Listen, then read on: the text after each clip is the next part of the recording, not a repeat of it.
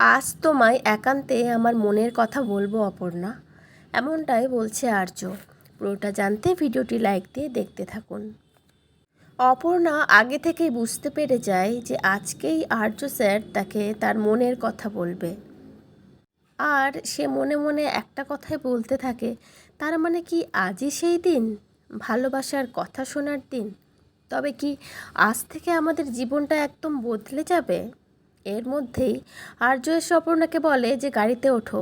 অপর্ণা ভেবে পায় না আর্য স্যার তাকে হঠাৎ গাড়িতে উঠতে কেন বলছে, কোথায় বা নিয়ে যাবে।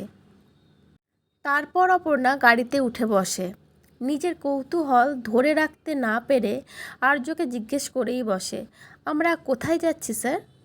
আর্য তখন গাড়ি চালাতে চালাতে অপর্ণার দিকে তাকিয়ে বলে, যেখানে কেউ নেই। এটা শুনেই অপর্ণা ভাবতে থাকে, আপনি একান্তে যেখানে কেউ নেই সেখানে নিয়ে গিয়ে নিজের মনের কথা আমাকে বলবেন স্যার?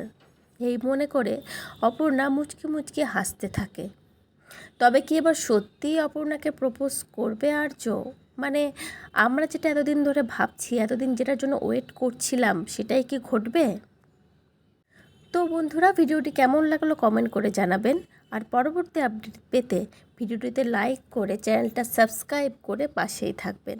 সবাই ভালো থাকবেন, সুস্থ থাকবেন। ধন্যবাদ।